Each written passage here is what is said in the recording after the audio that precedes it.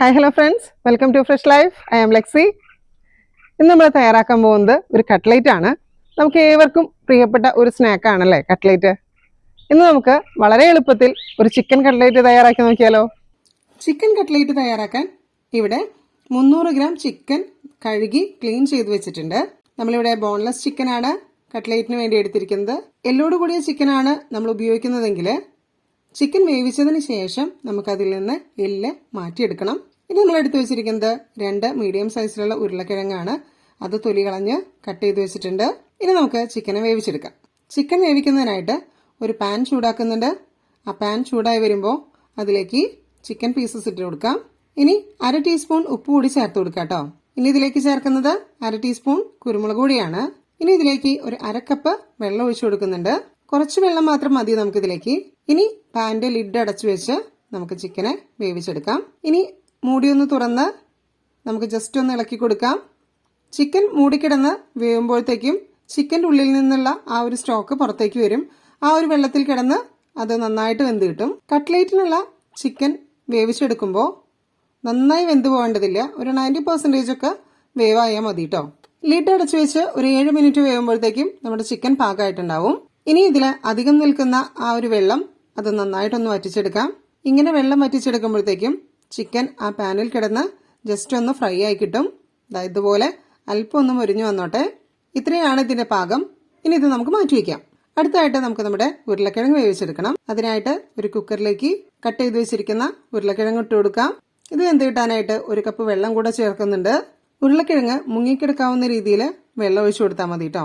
ഇനി ഇതിലേക്ക് നമുക്ക് 1/2 ടീസ്പൂൺ ഉപ്പ് കൂടി ചേർത്ത് കൊടുക്കാം.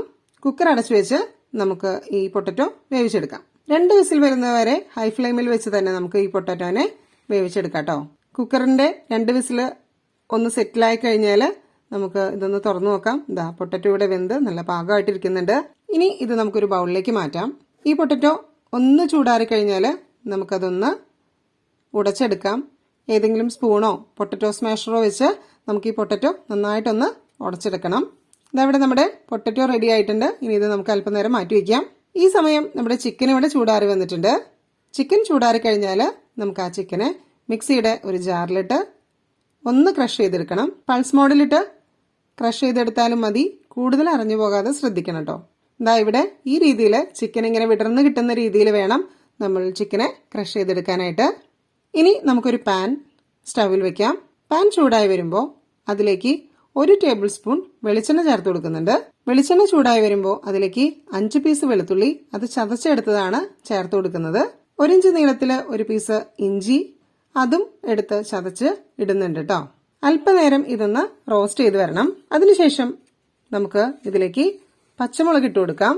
3 പച്ചമുളക് ചെറുതായിട്ട് കട്ട് ചെയ്തതാണ് ഇവിടെ ചേർക്കുന്നത്. വലിയ പീസായി പോകരുത്. നമുക്ക് കട്ട്ലേറ്റ് കടിക്കുമ്പോൾ നമുക്ക് അതിൻ്റെ ഉള്ളിൽ വലിയ പീസല്ല, ചെറിയ ചെറിയ പീസസ് ആയിട്ട് നമുക്ക് കട്ട് ചെയ്തിട്ട് കൊടുക്കാം. ഇനി ഈ മുളക് കൂടെ ഇതിലിട്ട് ഒന്ന് നന്നായിട്ട് റോസ്റ്റ് ചെയ്ത് വരട്ടെ. ഇനി ഇതിലേക്ക് 1 സ്പ്രിങ് കറിവേപ്പില കൂടി ചേർത്ത് കൊടുക്കുന്നുണ്ട് കേട്ടോ.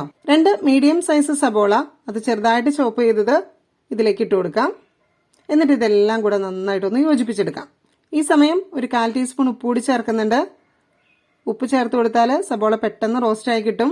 ഈ മിക്സ് എല്ലാം കൂടെ ഒരു നല്ല ഗോൾഡൻ ബ്രൗൺ നിറമാകുന്നതുവരെ നമുക്കിങ്ങനെ റോസ്റ്റ് ചെയ്തെടുക്കണം. ഇത്രയും റോസ്റ്റ് ആയി വന്നു കഴിഞ്ഞാൽ നമുക്കിതിലേക്ക് 1/2 ടീസ്പൂൺ മഞ്ഞൾപ്പൊടി ചേർത്ത് കൊടുക്കാം. 1/2 ടീസ്പൂൺ ഗരം മസാല കൂടി നമുക്കിതിലേക്ക് ചേർക്കുന്നുണ്ട്. ഇനി ചേർക്കുന്നത് പെരിഞ്ജീരകപ്പൊടിയാണ്. 1/2 ടീസ്പൂൺ പെരിഞ്ജീരകപ്പൊടിയാണ് ചേർത്ത് കൊടുക്കുന്നത്. 1/2 ടീസ്പൂൺ കുരുമുളക് പൊടി കൂടി ഇതോടൊപ്പം തന്നെ നമുക്കിതിലേക്ക് ഇട്ട് കൊടുക്കാം. ഇനി ഇതെല്ലാം കൂടെ ഒന്ന് റോസ്റ്റ് ആയി വരണം. ഇത്രയും ഐറ്റംസ് നന്നായിട്ടൊന്ന് റോസ്റ്റ് ചെയ്ത് വന്നു കഴിഞ്ഞാൽ നമുക്ക് നേരത്തെ ക്രഷ് ചെയ്ത് വെച്ചിരിക്കുന്ന ചിക്കനെ ഇതിലേക്ക് ഇട്ട് കൊടുക്കാം. 5 മിനിറ്റ് നേരം ഈ ചിക്കൻ ഇതിൽ കിടന്ന് നന്നായിട്ടൊന്ന് റോസ്റ്റ് ആകട്ടെ.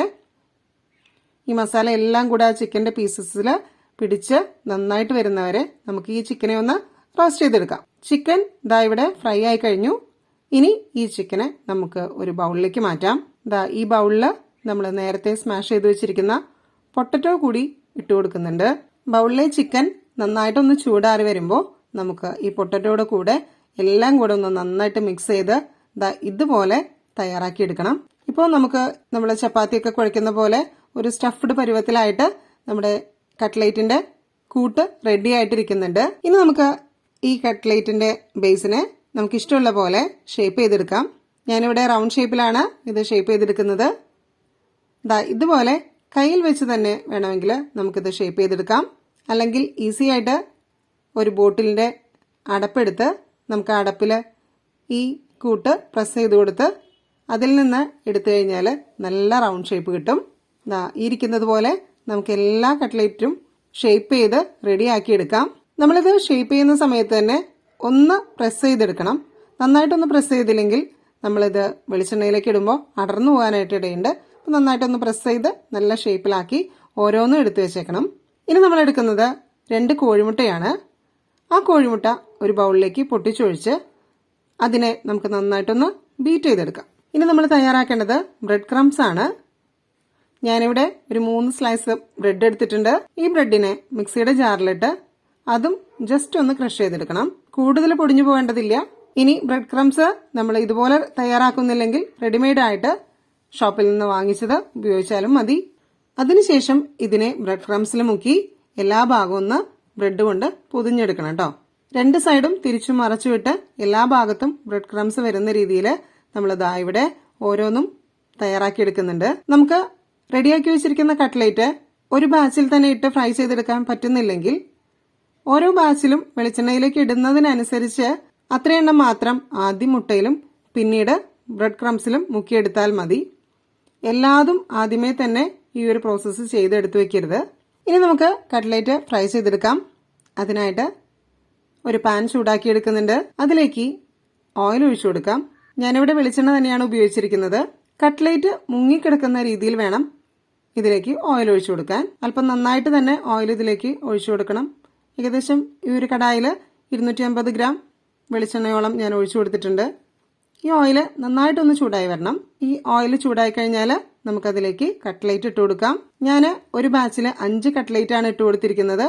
ആ 5 കട്ട്ലേറ്റ് ആണ് ആദ്യം തന്നെ എഗ്ഗിലും പിന്നീട് ബ്രെഡ് ക്രംസിലും മുക്കിയെടുത്തിരിക്കുന്നത് കേട്ടോ. വെളിച്ചെണ്ണയിലേക്ക് നമ്മൾ ഓരോ കട്ട്ലേറ്റും പതിയെ വേണം ഇട്ട് കൊടുക്കാനായിട്ട്. മീഡിയം ഹൈ ഫ്ലെയിമിൽ തന്നെ ഈ സമയം നമുക്ക് സ്റ്റവ് ഓൺ ചെയ്ത് വെക്കാം. ഏകദേശം ഒരു 5 മിനിറ്റ് നമുക്ക് ഓരോ സൈഡും ഇട്ട് വേവിച്ചെടുക്കണം. ഒരു സൈഡ് നന്നായിട്ടൊന്ന് ഗോൾഡൻ ബ്രൗൺ നിറമാകുന്നത് വരെ മൊരിച്ചെടുക്കണം. അതിനുശേഷം നമുക്ക് അടുത്ത സൈഡും ഇട്ടുകൊണ്ട് ഇതുപോലെ തന്നെ ഒന്ന് മൊരിയിച്ചെടുക്കണം. ഇത്രയും തയ്യാറായി കഴിഞ്ഞാൽ നമുക്ക് വെളിച്ചെണ്ണയിൽ നിന്ന് ഈ കട്ട്ലേറ്റ് കോരിയെടുക്കാം. ഇനി നമുക്ക് അടുത്ത ബാച്ച് ഇതുപോലെ തന്നെ ഇട്ട് കൊടുക്കാം. നമ്മുടെ 2 ബാച്ച് കട്ട്ലേറ്റ് ഇവിടെ റെഡി ആയിട്ടുണ്ട്. വളരെ ടേസ്റ്റി ആയിട്ടുള്ള ചിക്കൻ കട്ട്ലേറ്റ് ആണിത്. വളരെ ഈസി ആയിട്ട് നമുക്കിത് തയ്യാറാക്കിയെടുക്കാനും പറ്റും. ഈ റെസിപ്പി നിങ്ങൾക്ക് എല്ലാവർക്കും ഇഷ്ടപ്പെട്ടു എന്ന് കരുതുന്നു. തീർച്ചയായും നിങ്ങൾ ഇതൊന്ന് ട്രൈ ചെയ്ത് നോക്കണം. ഈ വീഡിയോ ഇഷ്ടപ്പെട്ടാൽ നിങ്ങൾ ലൈക്ക് ചെയ്യണേ, കമന്റ് ചെയ്യണം. അതുപോലെ തന്നെ നിങ്ങളുടെ ഇഷ്ടപ്പെട്ടവർക്ക് ഈ വീഡിയോ ഒന്ന് ഷെയർ ചെയ്ത് കൊടുക്കണം. ഇനി അടുത്ത വീഡിയോയിൽ ഇതിനേക്കാൾ നല്ലൊരു വിഭവമായി നമുക്ക് കാണാം. താങ്ക്